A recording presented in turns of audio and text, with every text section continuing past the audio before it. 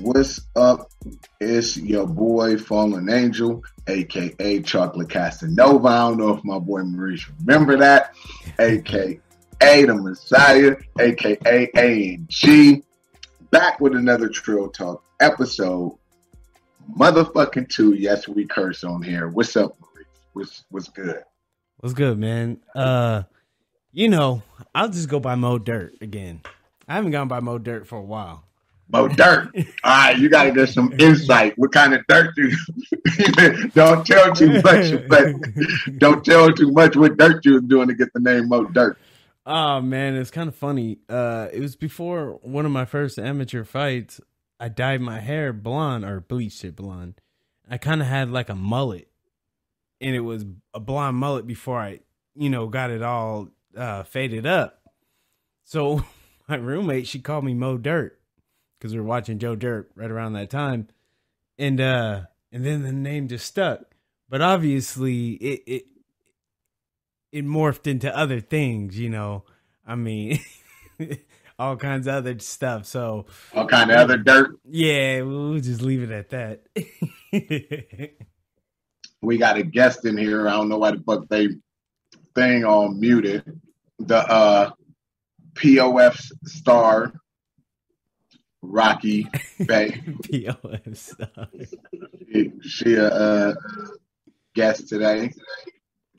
I'm more of audience today. You more what today? More of an audience to you guys. More of an audience?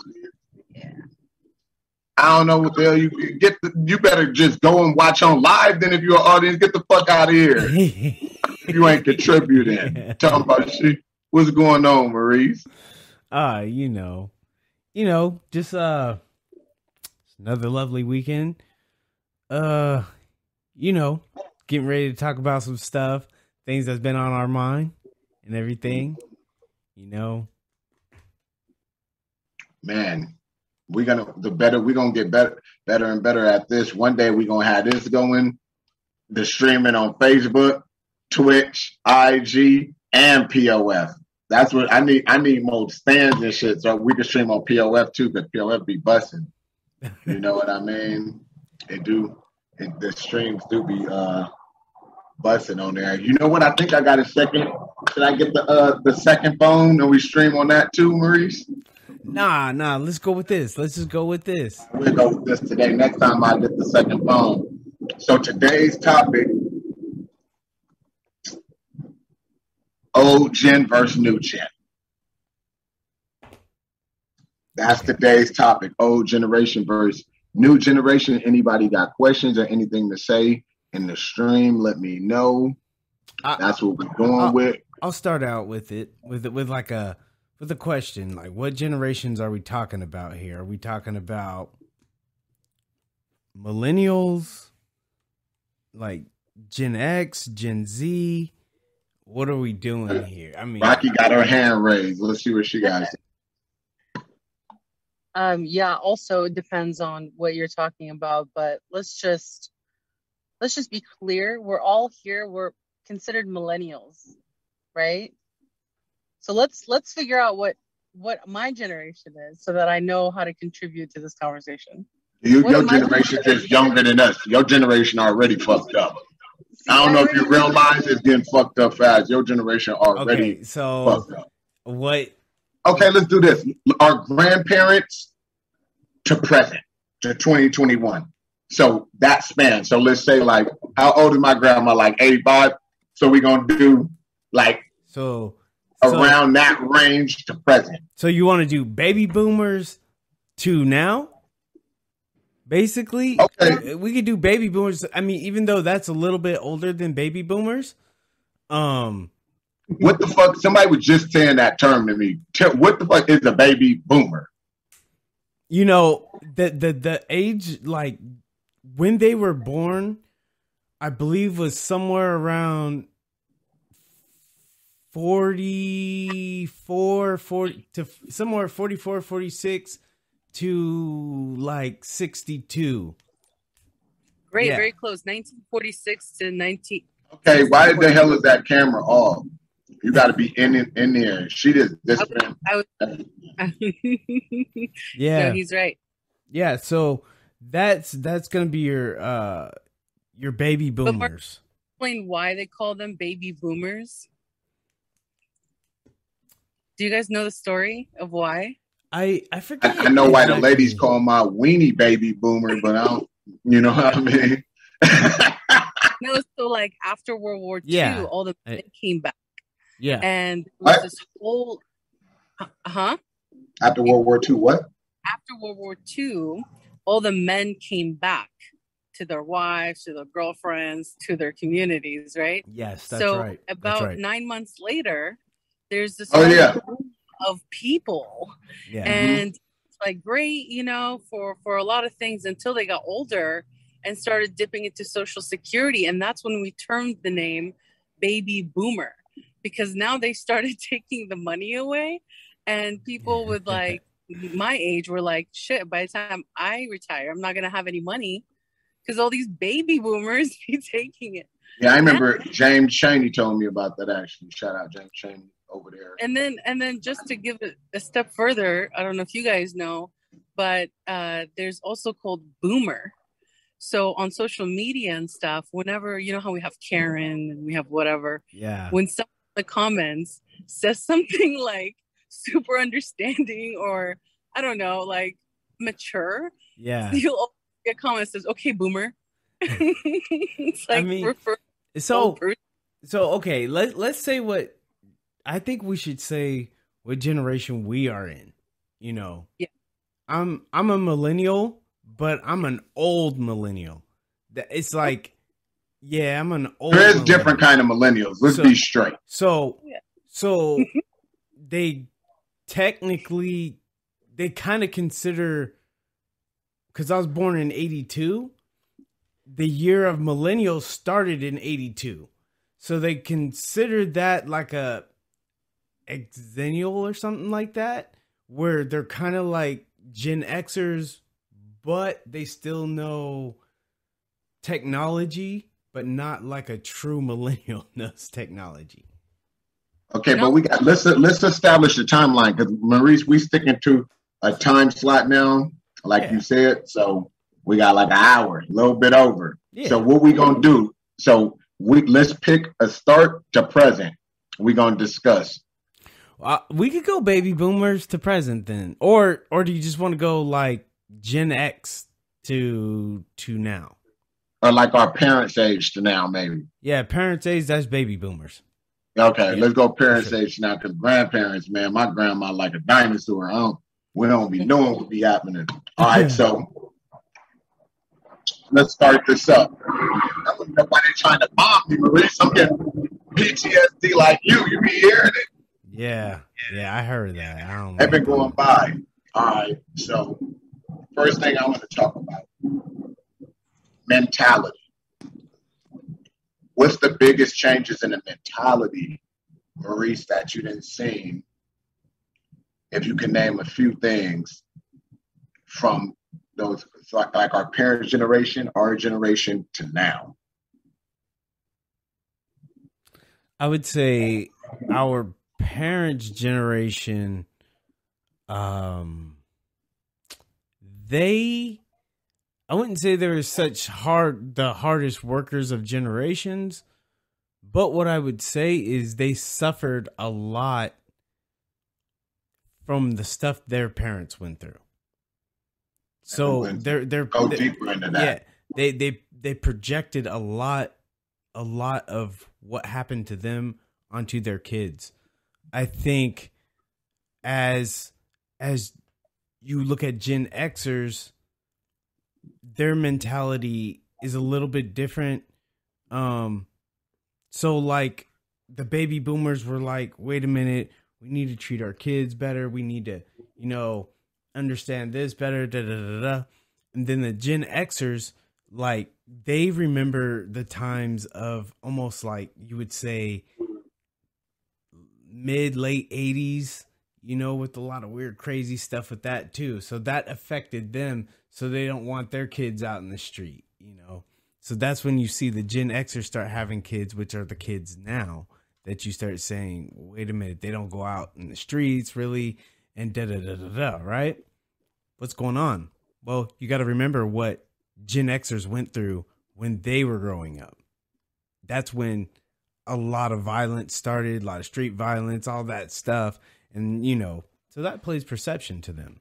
Millennials, if you look at millennials a lot, because millennials are starting to be older, they're interested in that family time because they're stuck around that baby boomer was their parents, and their baby boomers put a lot of energy into working, right? That's when women even started working.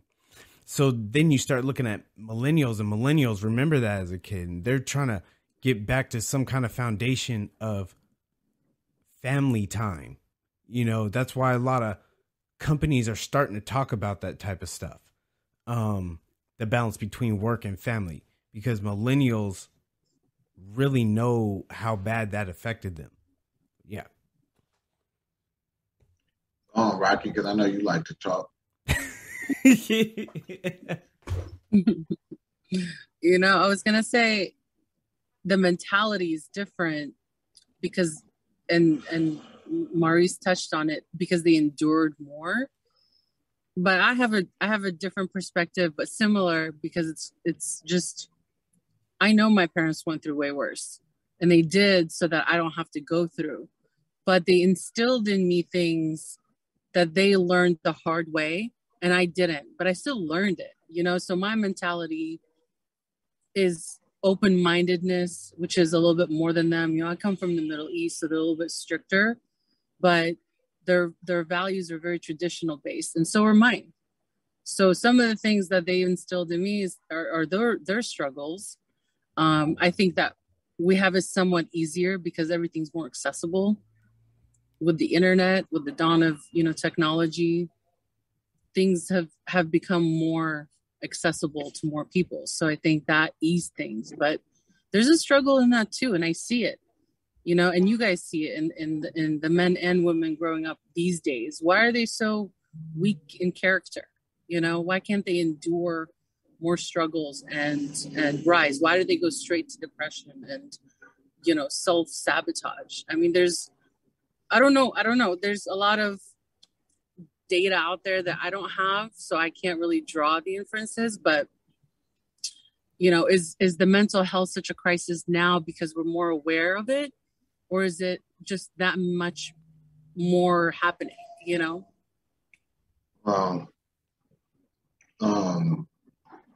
This plane about to fly, looking over there, trying to bomb me. What's up, Mr. Joseph? More about Project Montreal. Project Montreal is something I started about 20 years ago with my family. Got my son involved. International, do water, food, medical, dental, goods, holiday giveaways for homeless people and animals, because I'm an animal lover, and that's in the U.S. and international. Sometimes big projects, sometimes small ones.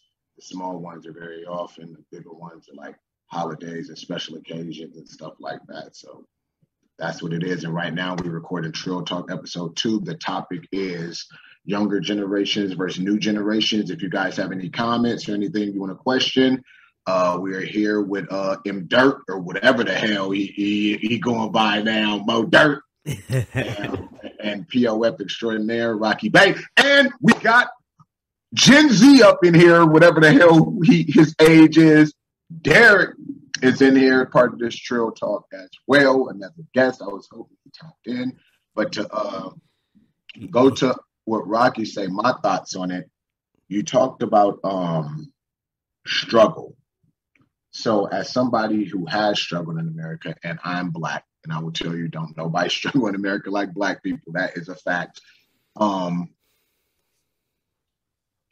grew up hating it. That's just the honest truth. I don't think anybody that went through it growing up around me and Maurice's age that went through it loved it.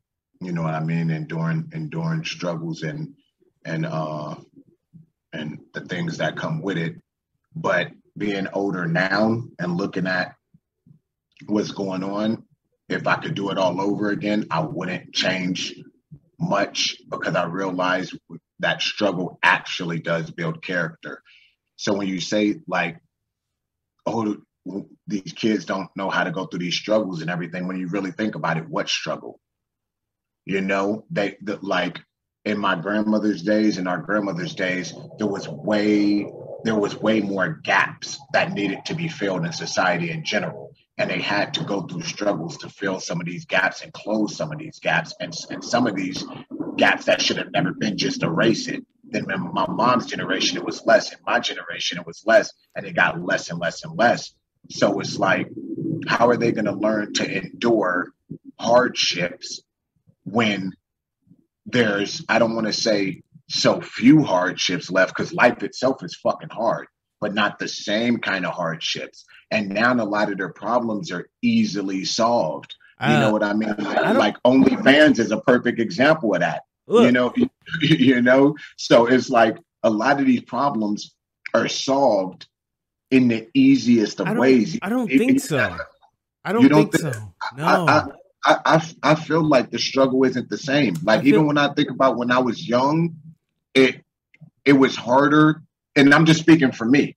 Even when I was young, I had a harder time solving some of the same problems that I have now because of how much more is accessible to me now.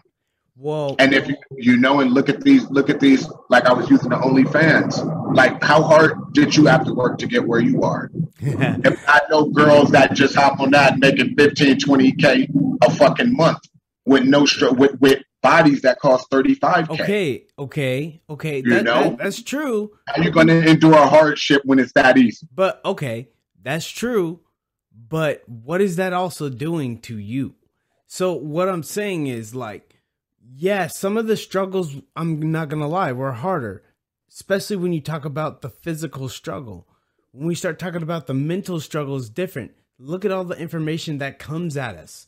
Look at that. I mean, kids have to deal with that much information coming at them. I was talking about what color crayons I was going to use. You know, these kids are going through all these Instagrams, Facebooks, everything. And they got all this coming at them. They don't have the time to mature to like we did. They don't have that time. So yeah, you do start getting some weird things on them. And then on top of that, look at all the adult situations we put in their schools now. We're asking them to almost be adults at school in elementary. Yeah, so we are. Okay, I got questions. Hold on, not to cut you off. So Mr. Joseph Cabral said he's 42, grew up in the Bay, and he admits that there's different kind of struggles. I want you to elaborate that on Joseph. Goon Mama tapped in. She said she feels people face different struggles for sure. She thinks they are harder in some ways, and it's easier to make money, so it's easier in some ways. And she thinks that social media has had a big impact and made things harder mentally and emotionally. And we have Derek here. Derek's young, the youngest here. I'm actually curious what his thoughts are on some of this. What do you feel, D? You got to unmute your mic. He's still a millennial. Man, what's crazy is like, I think about the kids in school now and what they have to deal with and all the shit they have to go through. Like, back then, even me personally, I had to fucking just worry about what other people said about me behind my back. But now kids, they just go straight up on social media. They just be commenting likes. They be talking shit about people straight up on social media. And here's the thing that I was watching that dawned on me with this social media stuff. Because before, I was like, what does social media mean? That's not even really that's whatever, that's not me. But what I get is like how they said they'll go to sleep to it and they'll wake up to it. And there's no filter in between. Mm-hmm. And it's just there. Yeah. And Mr. Joseph said peer pressures are worse with social media, which I agree. But look at this. You talked about crowns and everything like that, right, Maurice? But look at this. So this is a big difference in mentality. And I'm not sure where I'm going to go with this because I'm not actually sure where it comes from. But have you guys ever seen the psychological study when they give a person a lot of options, what happens? Have you ever watched those studies? Yeah, I have. So you've watched it? It was in the grocery store in You different know, countries. Yeah. you know, when people get tons of options, shit actually gets more confusing and worse for them. It doesn't so here's the funny thing. They did the studies, they showed a person with almost no options. And the person with almost no options had the least stress actually. And they were more decisive and utilized what they had and made things worse. They showed people with the intermediate amount of options, and those people struggled a little bit more but could still figure shit out. Then they showed a person with a lot of options and they could not figure shit out and suffered the most frustration. So when I look at society, because you made me think about this with the crown thing, right? Maurice, I tell this to my son. I wanted data. I had to get up out the house, throw on my clothes, walk down the street, go to the library, talk to the librarian, find the section, look at all the books in the section, go through them, find the right book for my choice, and do it. And guess what I did with those fucking books every time? Read them front to back. Now, ironically, a kid can just pick up a phone, go on Google, and look up anything. But go on YouTube. The most viewed videos is the silly shit, the dumb accidents, I know that. Blah, blah, blah. It's just all, if you look at the videos that really, really teach, and compare the statistical numbers to the shit that don't mean anything, the shit that don't mean anything outdoes the important videos by far.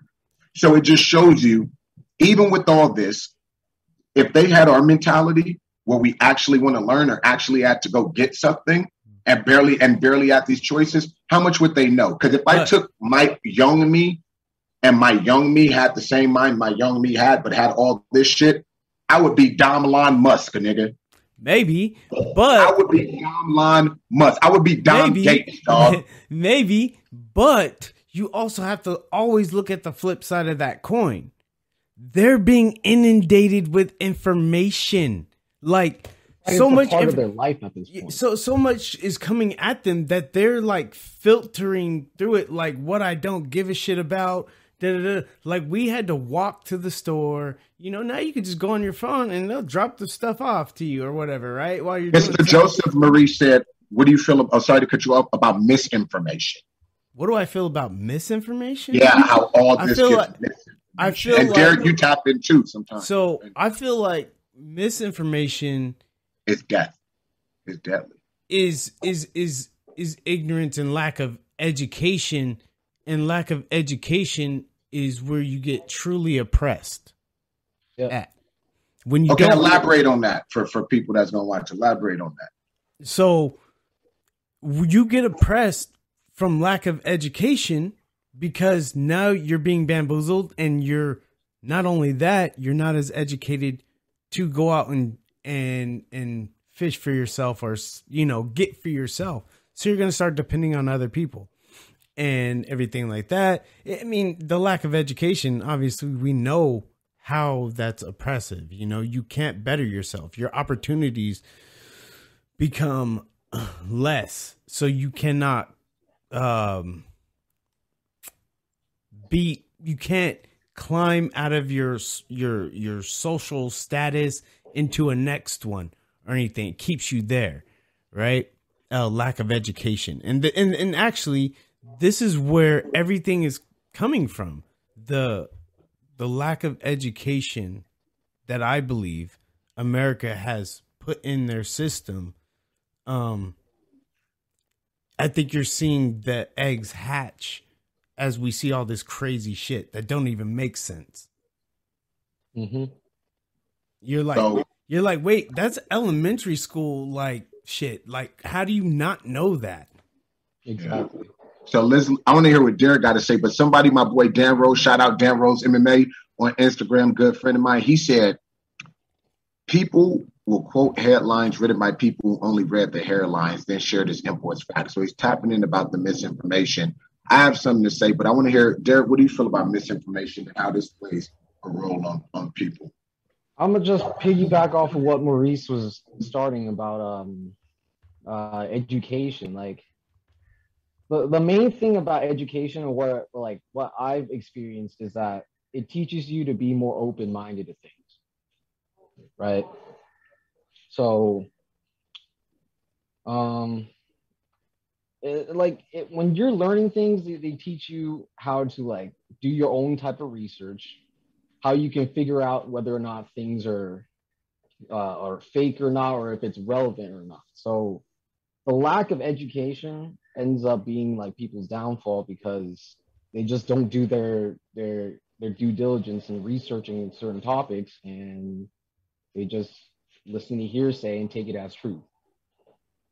You know, I remember when I was in sociology class in college, my teacher said something I remember to this day. And he said the deadliest combination to humanity is when you combine misinformation and mass information. And I was like, what the fuck? And he talked about, I was like, okay, well, what do you mean? And he talked about misinformation, which is the obvious bad one. But he talked about how misinformation can be like, it can be like kept like this in some cases. But nowadays, it's always like this, because it's so easy to put the misinformation on Instagram or this and that. You remember when it used to just be like the news, a few news stations. Yeah. Now it's like this. So and he talked about it, and that's when I was in college, and it wasn't even this internet boom like it is. But you got to remember that happens in other countries. It's been happening in other countries. It's worse in other countries. That's the thing. Here's the thing I'm getting at, because you guys were getting on education. Okay, how do you educate yourself? You know, you know what I mean? How do you educate yourself? You have to educate yourself through, life experience is a form of education. That's how you generally gain wisdom. You can gain wisdom from your experience or the other experiences of others. That's a form of education. But if you really think about it, education, you have to get it from an external source generally. You have to.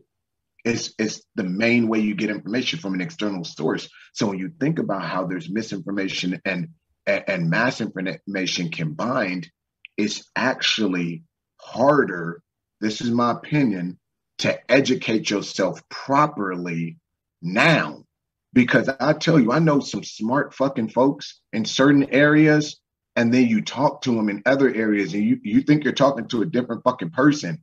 And they just sound like they're reciting Facebook and Instagram. And the conviction in their voices, you can tell they actually fucking believe it.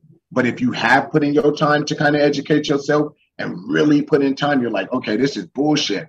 But a lot of people, first of all, they just read something, don't even go look for themselves beyond that. That's one problem. The second problem, which is even scarier, even if you do go look for yourself, you have to really, really, really look, because probably the next 2 or 3 things you hit is going to be fucking misinformation too.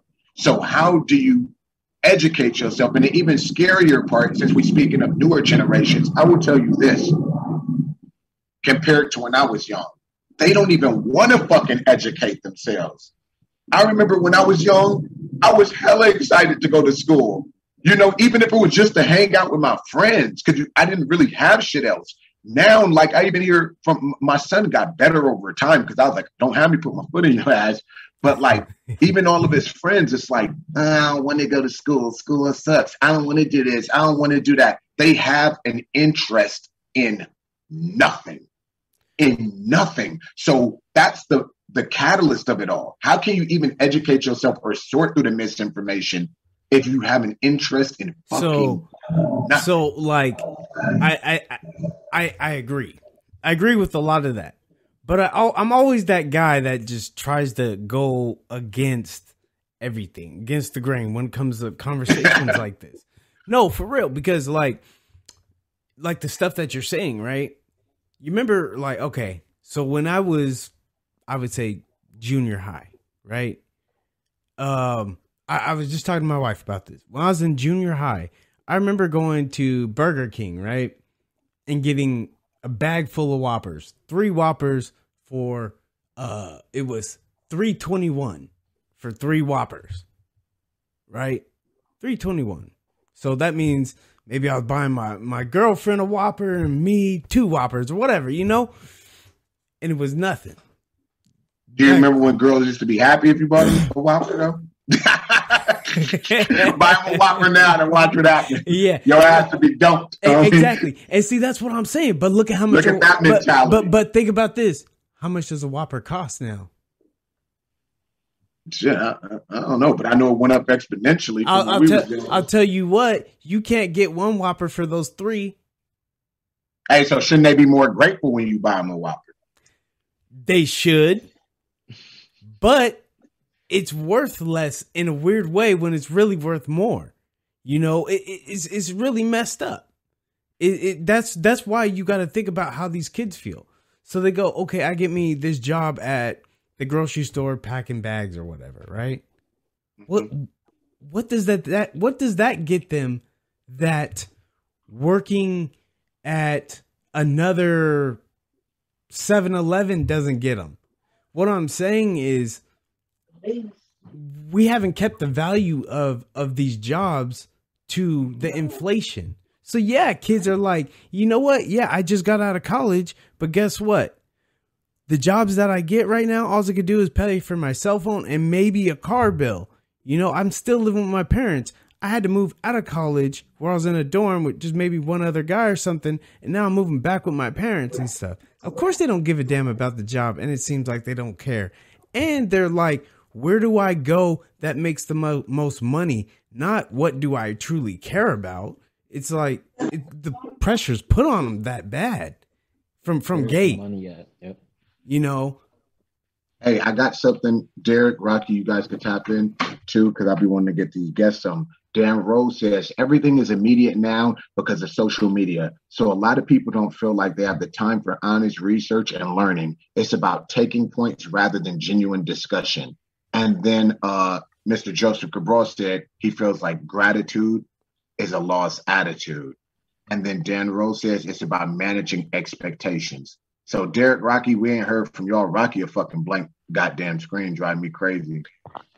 Listen. Me and Maurice talking. I just read what they said. You heard what me and Maurice said. What do you guys feel about this part of the topic? One of you guys go first. I like what Mr. Rose said, you know, setting expectations, but I was a second ago, you guys were talking about it, and I thought about how one appreciates something. And the only way to really do that is either to lose it so that you know and you appreciate its value and then you get it back, or someone has to teach that to you. They have to teach you how valuable something is so that you would want it and that you would choose a path to lead you to it. What about the third way, when you bust your ass to get it yourself, right? But how do you know about it? Somebody has to tell you about it. You have to see someone doing something. I mean, the source doesn't just come within you. You have to want it. So you have to see it. So you don't feel like, you know, since we're in a discussion here, you don't feel like, let's say your family's from Iraq, right? So you don't feel, let's just talk about your country. Somebody from there, a young person, let's just say they young, you know, in their 20s, bust their ass, make it to America, and then makes a life here. And they just did this on their own. You don't feel that a person can learn this on their own as well? Because I agree with the other 2 points, but I feel there's a third. So I'm saying your opinion on the third. Sure. Let me just start off by saying I know a lot of people like that. And my parents are like that. Actually, my parents, my dad was one to sort of go against every grain, right?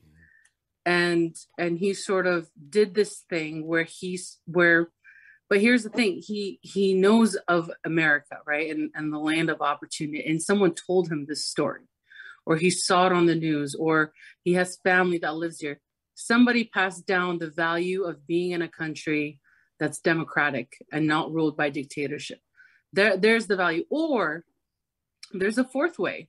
I guess that goes in your way. You're so, there has to be another way. You're in such a struggle that there's no other way but something not like this, right? So if you're born in Baghdad, like I was, and you lived in war-torn country from the day you were born, at some point you're gonna realize, fuck it, I'm just gonna walk across the border. I don't know what's gonna be on the other side.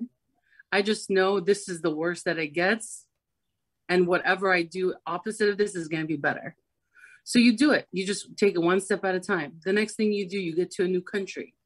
I need to find shelter. It's like these basic survival instincts come into play in modern ways, right? Before it's like find shelter, find cave.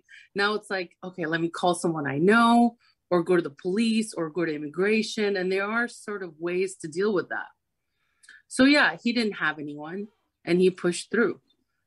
So I guess there's more than two ways, but ultimately, how do you teach it to your kids that are living here now, that don't have these sort of struggles that either we went through, our parents went through? Now they have different struggles like internet and cyberbullying is huge among kids, and internet plays a new role. It's not different, it's all sort of. There's something that I always say. And we should.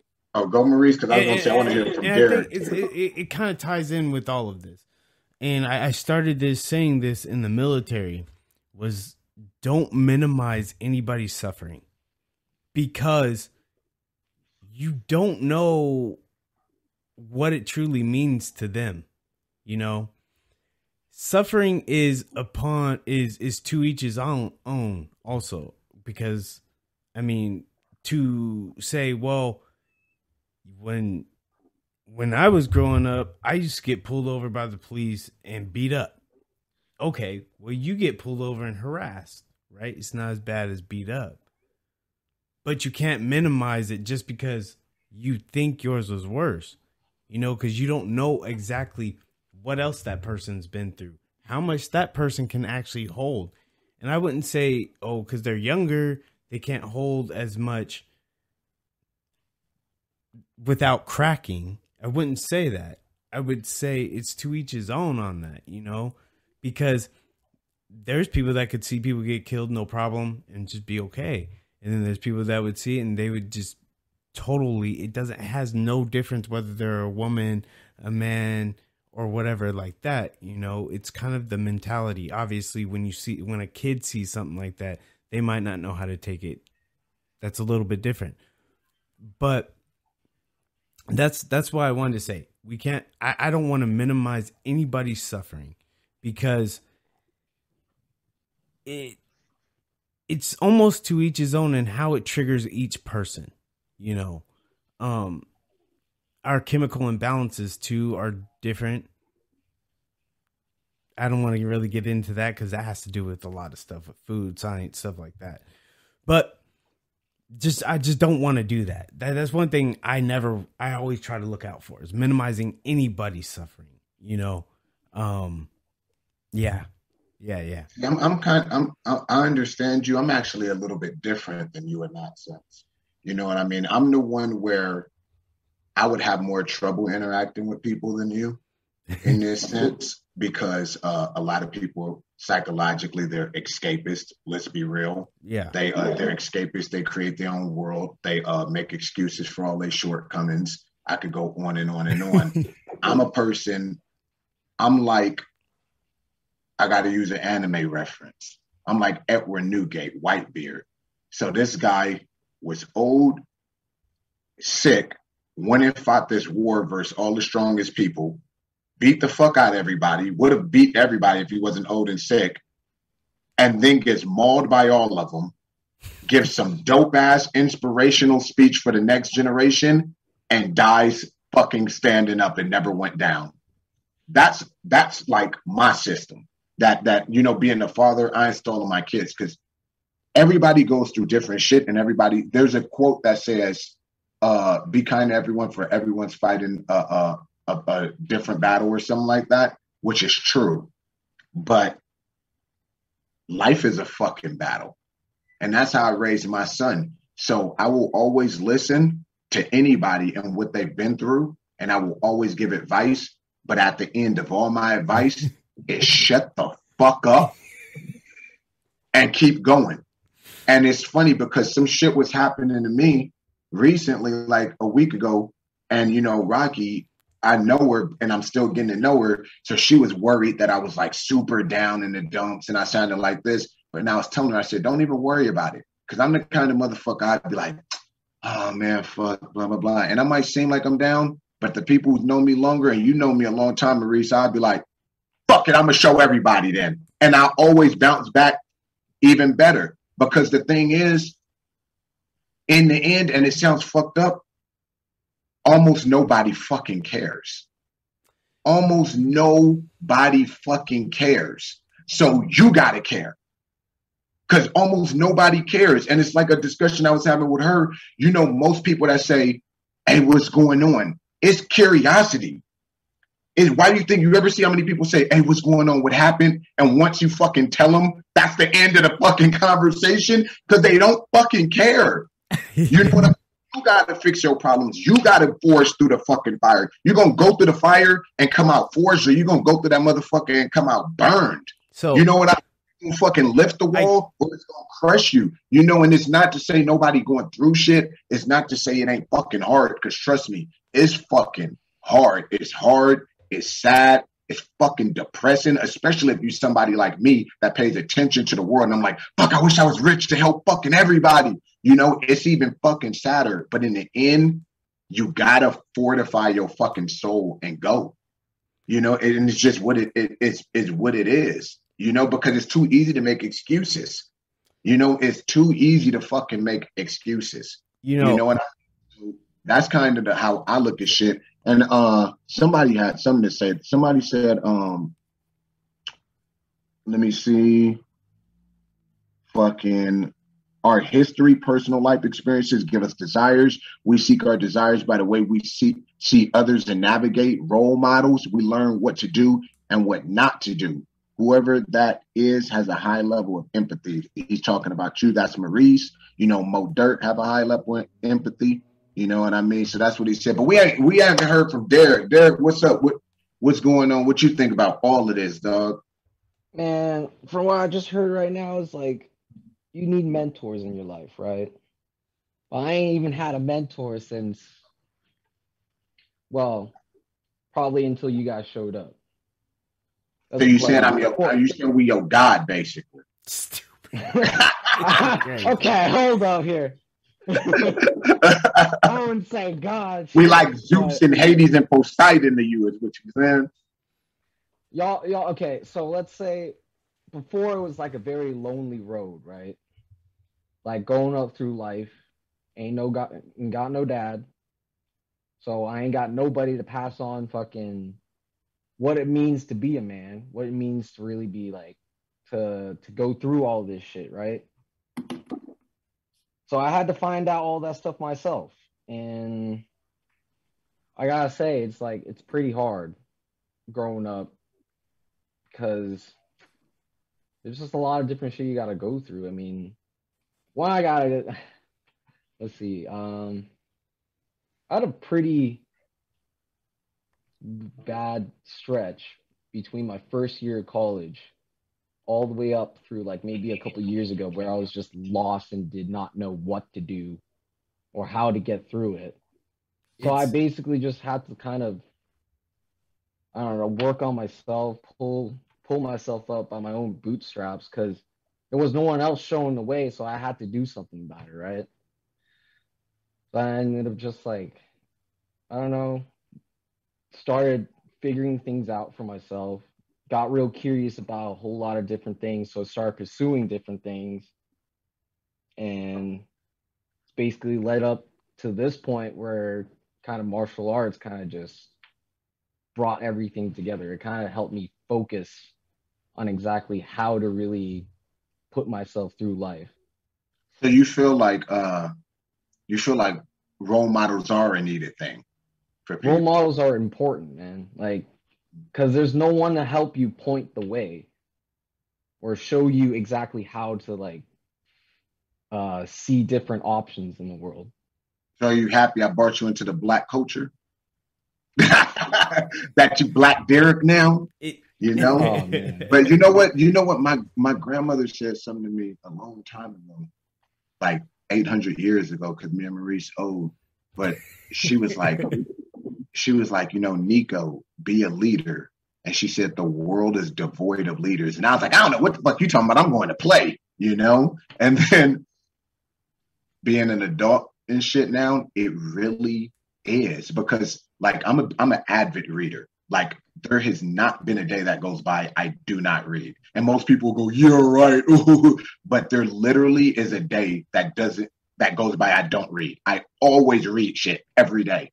And like even if I just go on Wikipedia and look up a person of history or something, and when it dawned on me is since I read a lot, I realized every fucking person I read about where I'm wowed by them is all fucking dead. And one day it just dawned on me and I was like, oh my fucking God, there are no leaders left. There's nothing cool. There's nobody cool left. And you know, of course, we're sports people here, three of us. Even when I look at sports, MMA, all my favorite guys are in the past. Boxing, all my favorite guys are in the past. Kickboxing, all my favorite guys in the past. When I look at war, because I love history and stuff, all my favorite like war heroes are in the past. I'm like, everybody that like was worth the shit, I hate to put it that way, I'm like, they're all in the past. Even like Socrates, Aristotle, Plato, Van Gogh, you know, like all these fucking, I'm like, dude, they're all fucking. And then you look nowadays, don't get me wrong, there's some cool ones out there here and there. But when you really look at the people who are the role models and the idols, Nicki Minaj, False idols. Cardi B, Future. I want you to know Future got so many kids, we probably all his fucking kids. You know what I mean? Like, I'm like, this is what's going on. And then, you know, we haven't even touched upon it. Okay, back in the days, people had kids young, right? But by age. But a lot of them were more mature mentally. They had to be.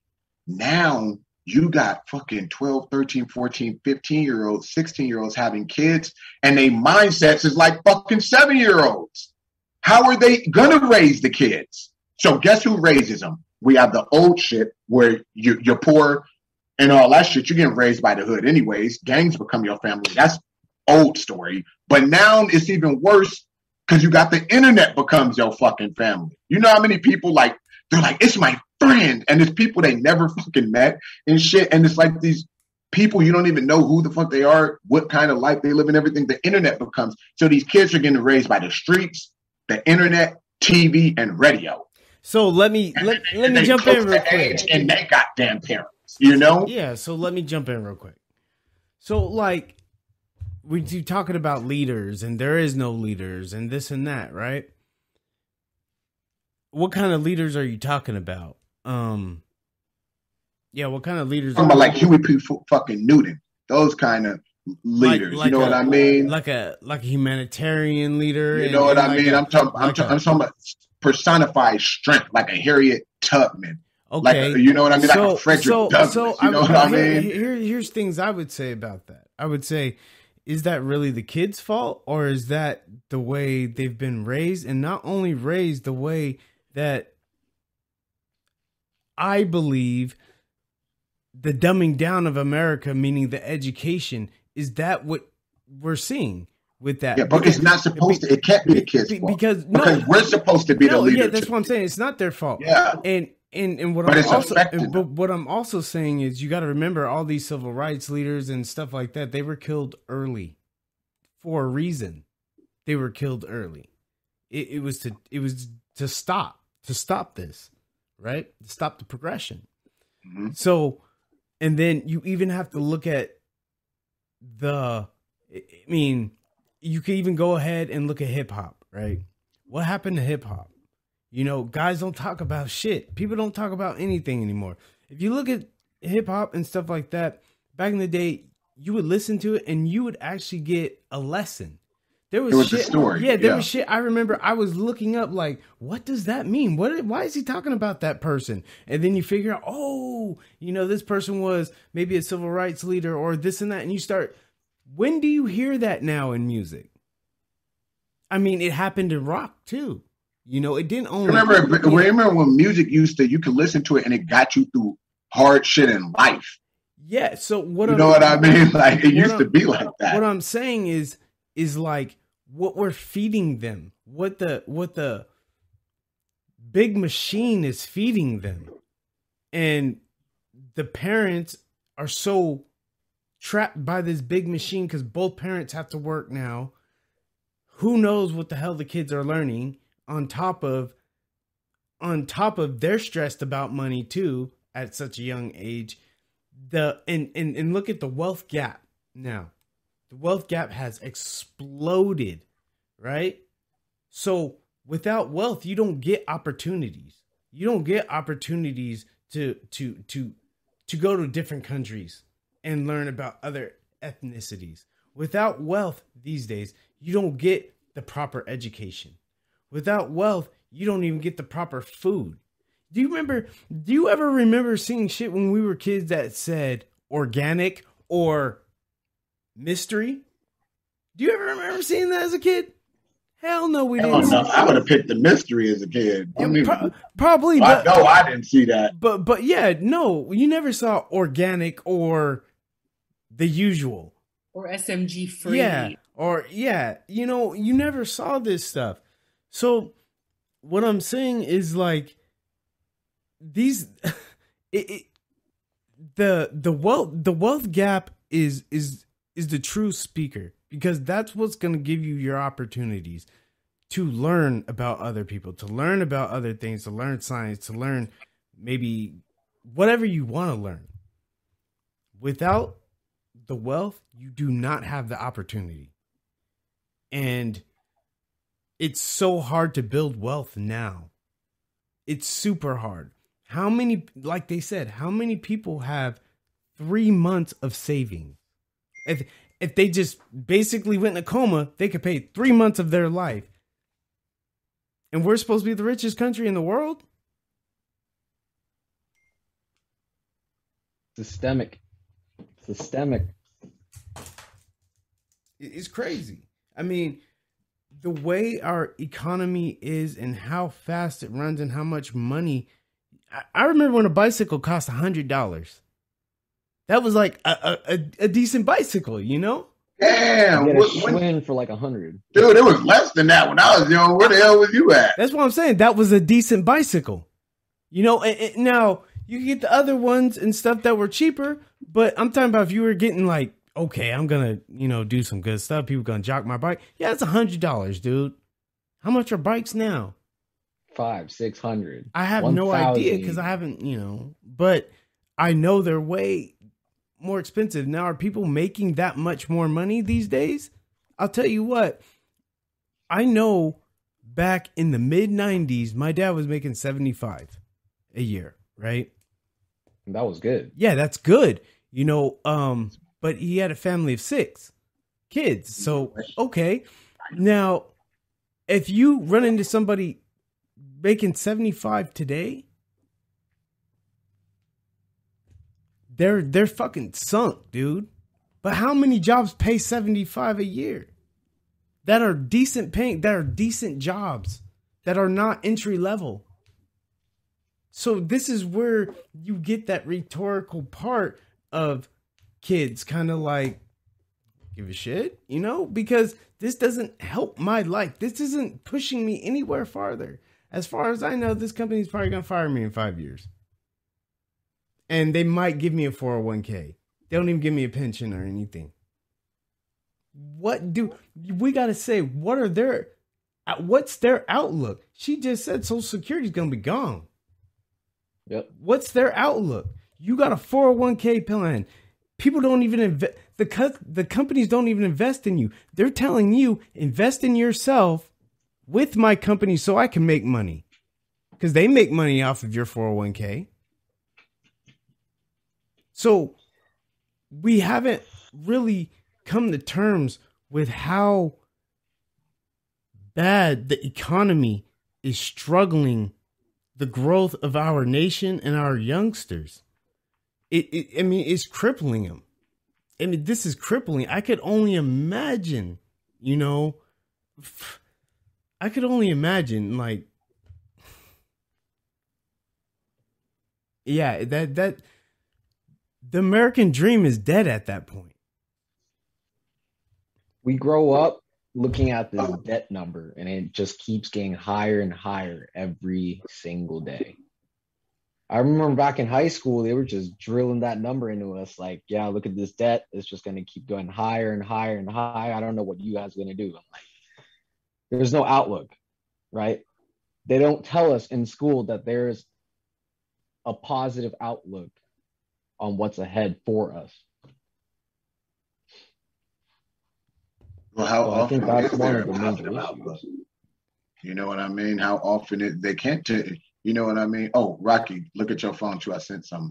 But how often, if you think about it, I don't want them to tell me it's a positive outlook because I'm just being real. I don't. See, but they tell us at like Because- a very young age that. But I'm saying, there's just no but look, future ahead. hear me out though. Hear me out. One of the most hardest shit to get through is when you're expecting something good that doesn't come to fruition, right?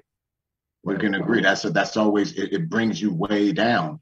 You know, when I was in school, I tell you, my favorite fucking teacher was real as fuck because I was doing sociology, which I love. He was like, "Hey, young man, I love sociology too, but that degree don't make shit. You will be broke, nigga." And I was like, "Oh!" And he just always kept it real on shit, you know. And I remember the people, family included, that was like, if you study hard, you go to school and you do this and you get a degree, you made it. Life's good. And they gave that kind of positive outlook. And I was like, man, that's the way to do it. Found out that was the biggest fucking lie ever It told. used to be, though. That's what I've always been. You know what I mean? But You hold know, up, like but- it's the biggest lie ever told. No, it's not, because it used to be that way. Like, you Like, gotta, let's link our things. you got to remember that, like, my dad, he's pulling a pension from his company. Literally a pension, not a 401k. You know, it was that way. Like, you get in good with a company, you work good with this company, they maybe promote you or whatnot. They're going to take care of you. They're going to give you a retirement, whatever. That's the way it used to be. So that's why, like, I feel as like the years we were born is kind of, it's kind of special because we got caught up in that trap of, let me just do this, rough it out here, and then, you know, I'll work my way up and the company will take care of me. The company switched it. Nowadays, they get rid of people in like 5 years because you make too much, and I could pull someone younger than you that makes way less. You know, but I want to go back to that economical point because nobody wants to talk about credit.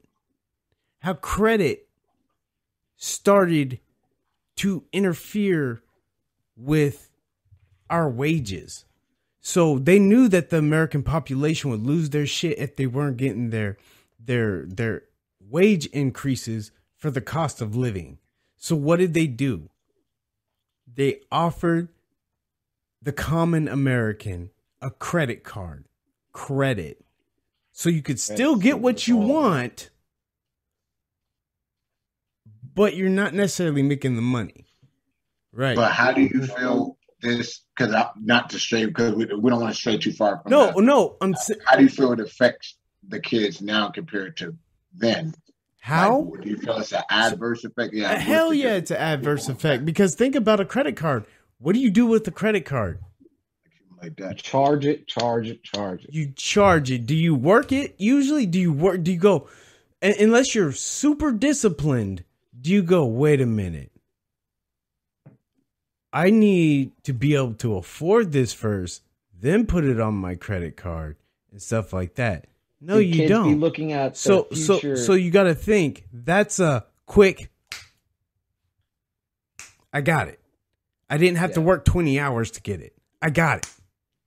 Right? Now, responsible adults that are maybe a little bit older, they've gone through that. Like, oh shit, credit card debt, all that. So they understand, like, hey, don't go too far. But kids, younger ones, they don't see that. They don't see that at all. All they see is the damn card, and I got it. So they live paycheck to paycheck. Because then they'll just live in the mindset of, oh, I'll just pay it off by the next paycheck I get. Oh, I'll just pay that off the next time I get.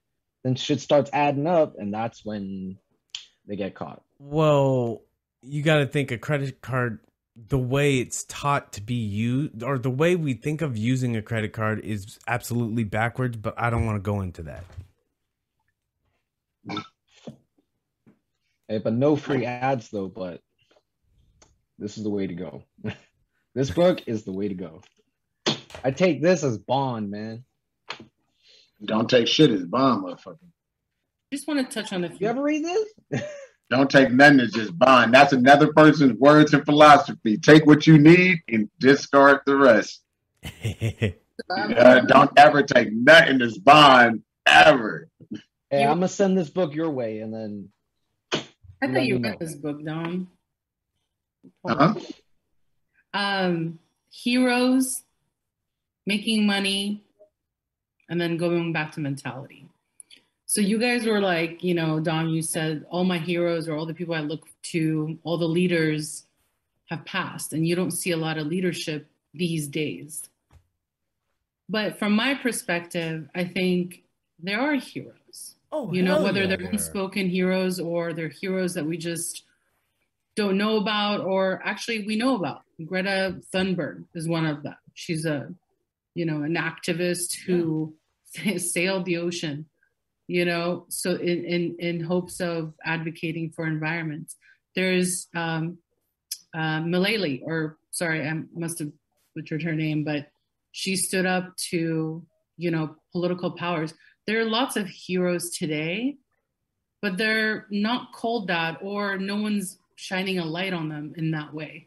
Before, you'd have massive speeches and people would come out. Now it's like a live, you know, an IG live. So things have changed for us, even our frame of reference of how we expect a leader to present him or herself have changed, what a hero might do. Someone, you know, that little kid standing up to his teacher saying, I want to wear my mask and keep it on during a yearbook picture.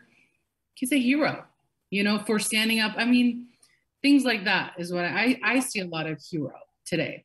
As far as economic change, yes, we're becoming limited in the way that we're, you know, making money and how it's not as optimistic and stuff. But look at all the other avenues people have now to make money, to create something and then share it with the world and sell it.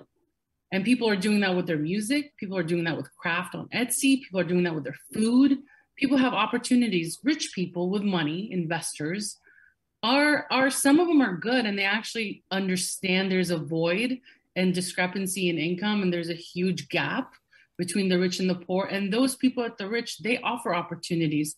Yes, it's not as prevalent. Yes, it's not as, you know, not everyone has the opportunity, but there are help. There's scholarships. There's awards and grants. There are opportunities to come on a show for free like Shark Tank and present your business, and overnight you're fired, you know? So there's so much good too in the world. You know, I don't think it's all bad. I definitely like to, you know, there's a quote that says, you know, pessimistic will drown you, but optimism will save you. So I think there's always two ways to look at things. And I rather just see the good in the bad, even if it's a little bit. And you know, there's realism too. Realism is true. You know, in psychology, they say either extreme is actually detrimental to you, to your psyche. So that would mean, so really, if you go deep into psychology, optimism is actually a negative, and pessimism is just like if you eat too much fruit, you can get fat. And no, compared to realism, though, like realism will prevent you from being optimistic, because being a realist is I'm thirsty. I don't have water. I'm a realist. There's no water and I'm thirsty. Like that is being real and understanding that your present sort of faculties. But being optimistic is saying, if I just walk a little bit more, if I just fight through this pain and see if there's a water behind that wall, even though I can't see it, and there may not be, that might push a realist to get something. I don't know. Okay, but what about the opposite end of that? With the optimism. So you in the desert, you're thirsty and all this other stuff. And you're like, over that hill is going to be water. I just know it. And then after that, there's not. Your psyche's crushed. That's it. So I think you have a misunderstanding of realism. Realism is you're stuck in that fucking desert. You know, if you don't get the water, you're going to die. So you're going to do what the fuck you got to do to try to get that water. You're going to succeed or you're not. Just like an optimist would, just like a pessimist would. But a realist ain't going to get crushed on a psychological level the way an optimist would. Because optimists and pessimists, when things they can both go. And actually, optimism, when you study psychology, has the biggest pitfalls, even over a pessimist. The pessimist usually can only go up. A realist is just like, oh, what the fuck? This is how the fuck it is. How am I feeling? An optimist has the biggest pitfalls because when it don't work out, how long you think optimism lasts? And when you talk about those scholarships and all that, I'm sorry to fucking tell you, as a person who been got into every fucking college and all that shit's fake. That shit be rigged too. You think they don't know who the fuck they already giving it to before all that? You naive in some fucking ways. Just like they tell you, oh, you get a full scholarship and it's this. I got a full scholarship in every college people dream of going to. And it ain't nothing like it's written on that piece of paper or what they tell you it's going to be. You know what I mean? Half of the shit is like the mirage, like the oasis over the fucking desert. The thing about some stuff like scholarships, that's great. I love scholarships, you know. You can do so much good with it, but the problem with it is some of the stringent demands for these scholarships, right?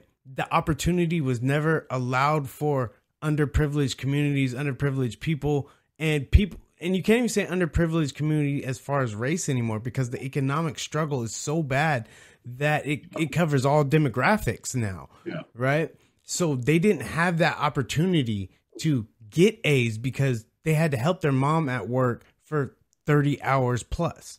Right. So maybe they got C's or B's, right? They passed their classes, but they didn't get A's, and they couldn't do band camp and everything else that you need to do to get these scholarships a lot of times, especially when you're talking about these Ivy League schools and shit. So what I meant by the economy, it's cutting off the opportunities.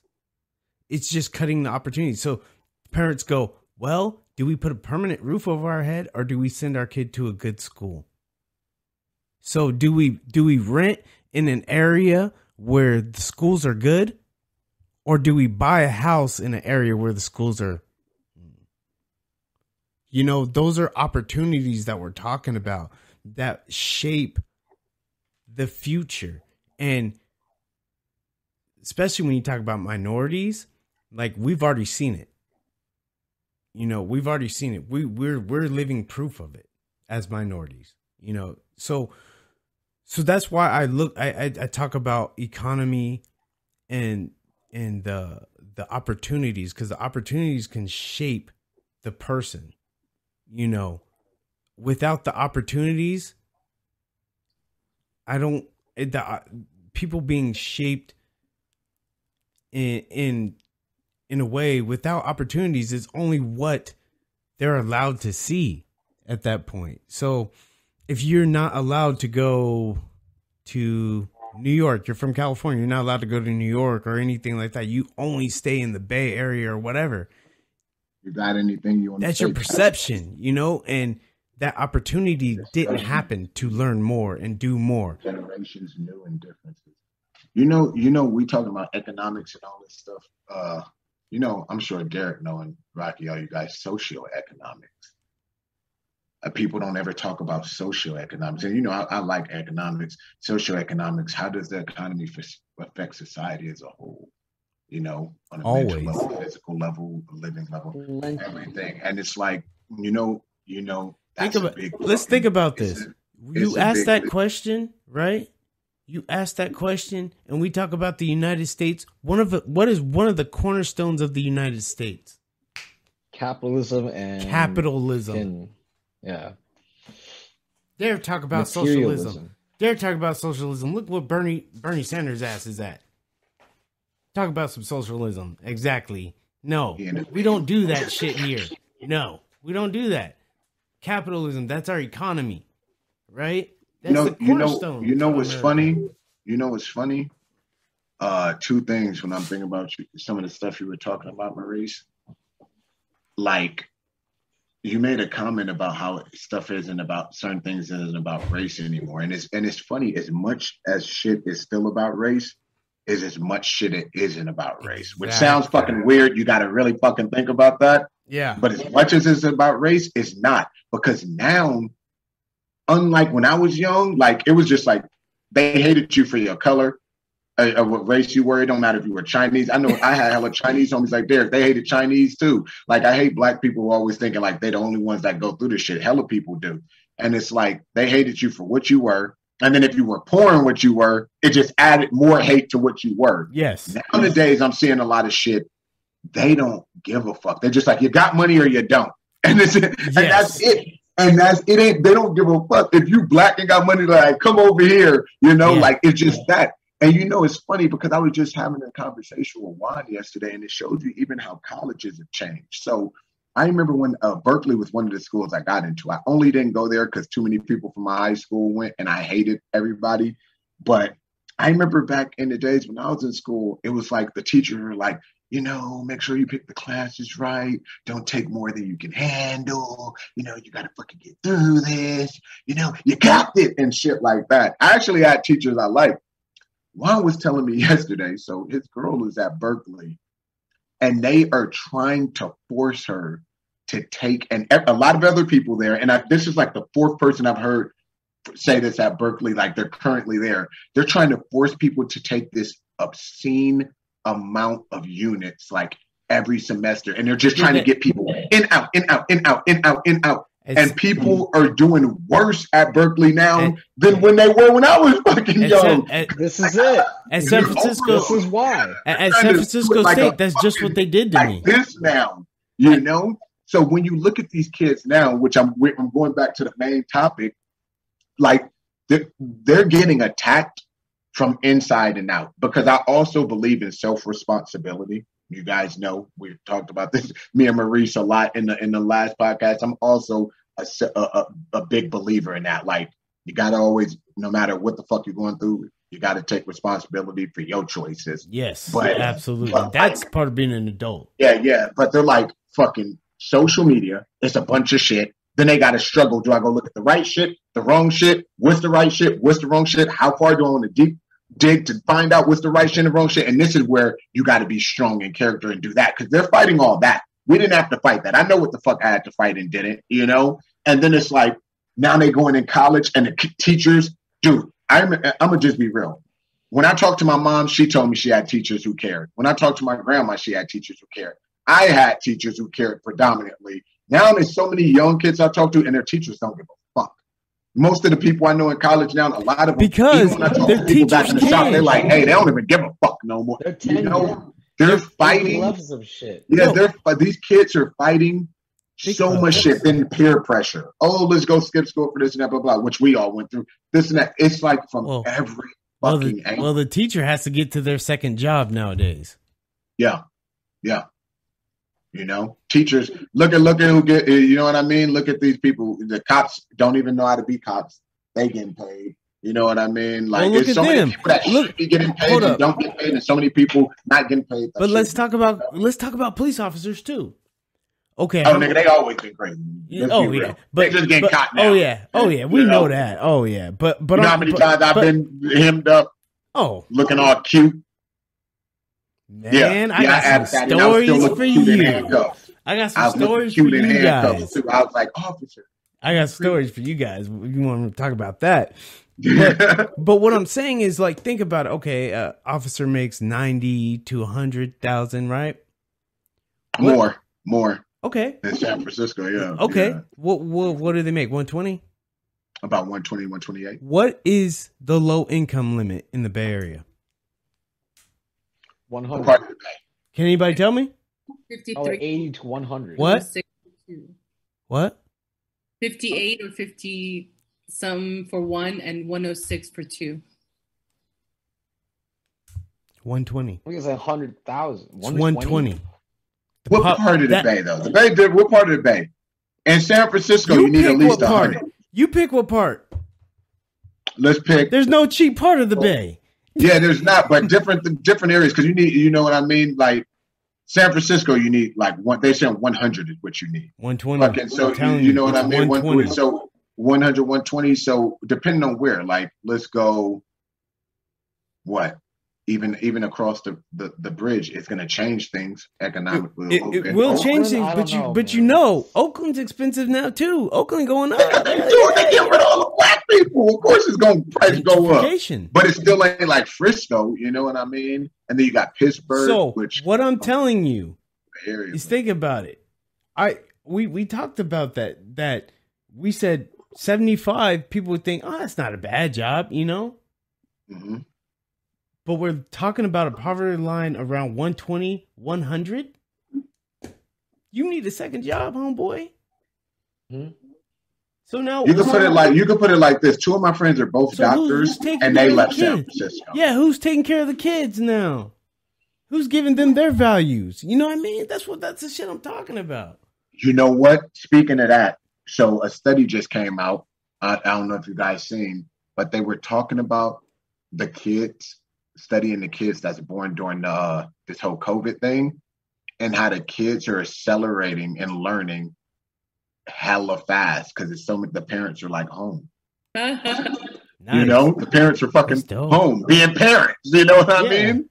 Well, parents. So here's something that I always bring up to people, and it's pretty crazy about this.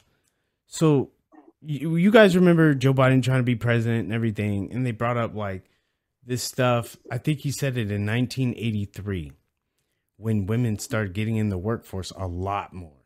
And he said, with women coming into the workforce, what's going to happen to the family? Yeah. Right. And everybody jumped on his ass for it. Everybody jumped on his ass because they're saying you're sexist, you're whatever. But obviously the common times of that time was women work. Technically, he was saying if both parents are out working, what's happening with the kids? Think about this. 1983. I was born in 82. I graduated in 2000, right? When was the first mass shooting?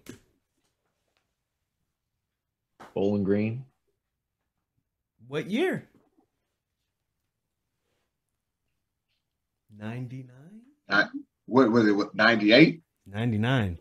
So, yeah. So think about what he said at 83, the breakdown of the family, the breakdown of kids, stuff like that, because both parents are gone. How many years later was that? 16.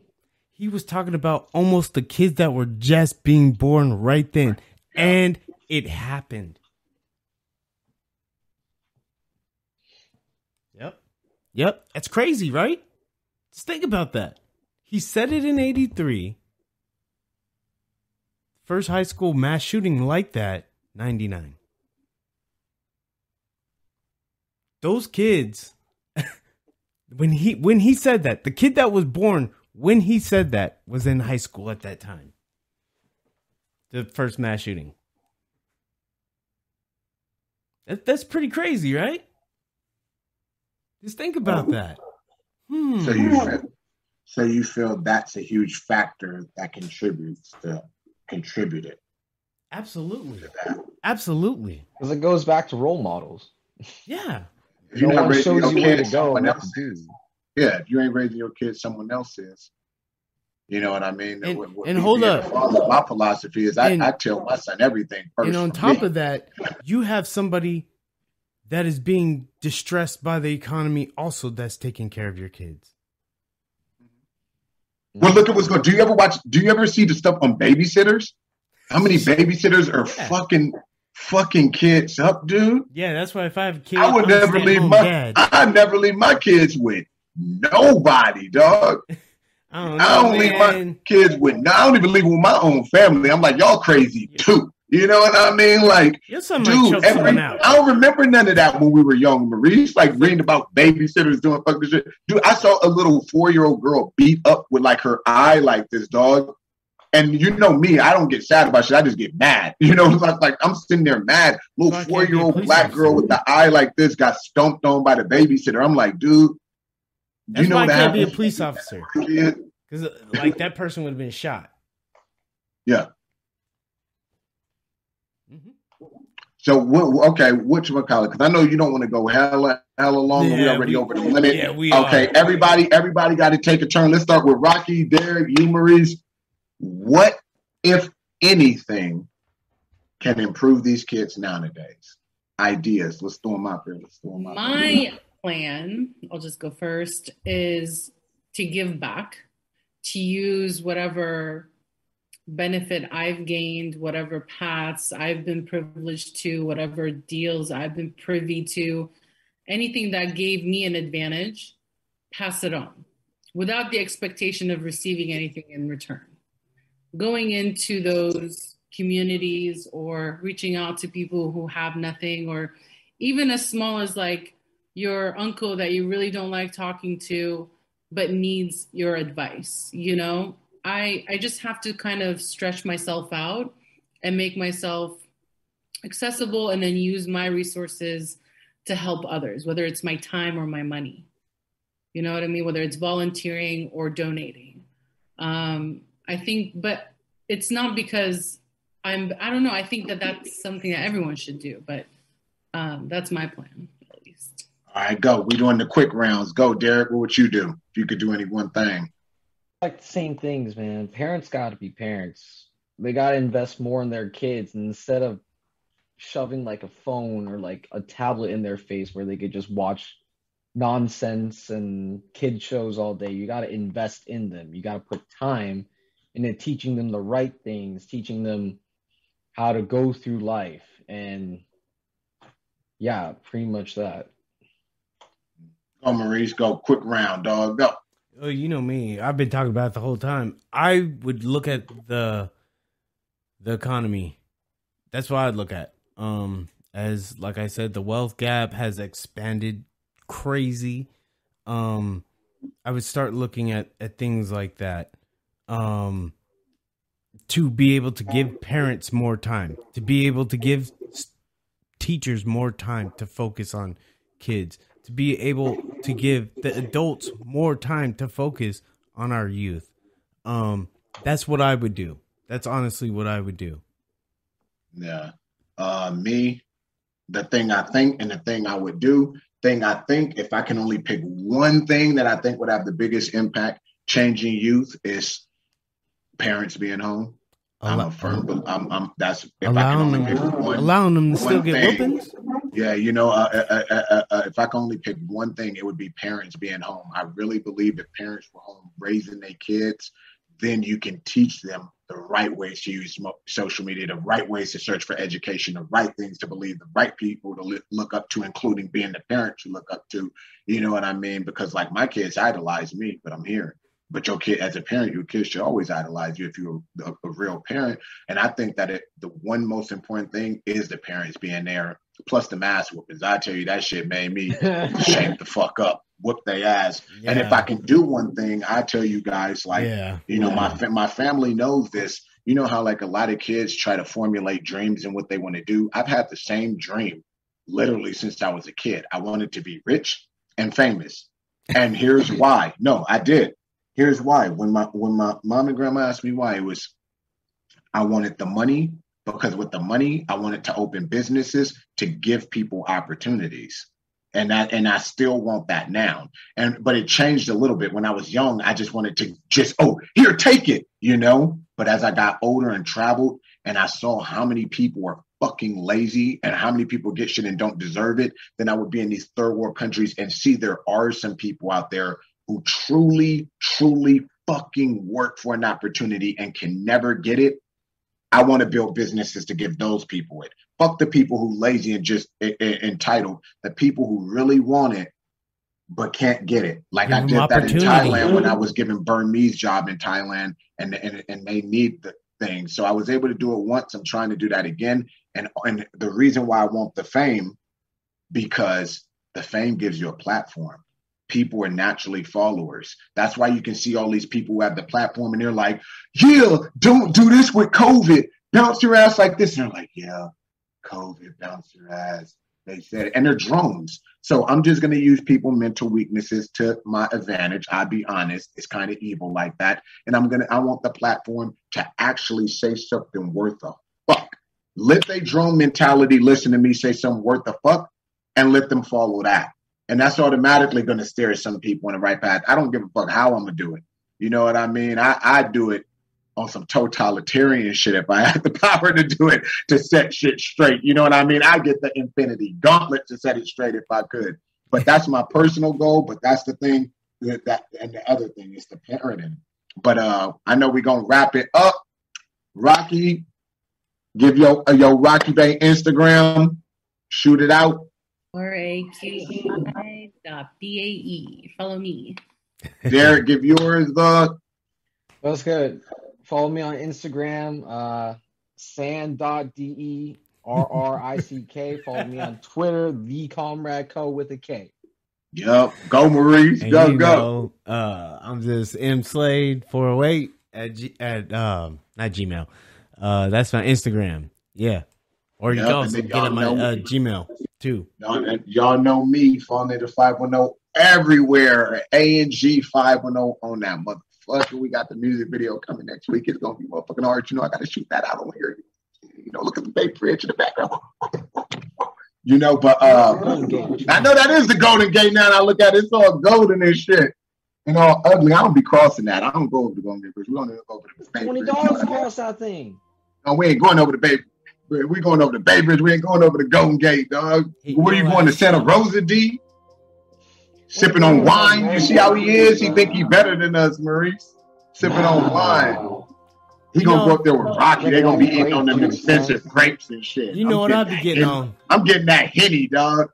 But you know what I mean? Next time you guys give us topics, you know, or we gonna come up with the next one. Everybody viewing it, because I see other people that popped up last minute. Thank you. We're going to get it streaming more places next time on POF and Facebook, all that. But that's it. We out, y'all. All right. Peace. Peace.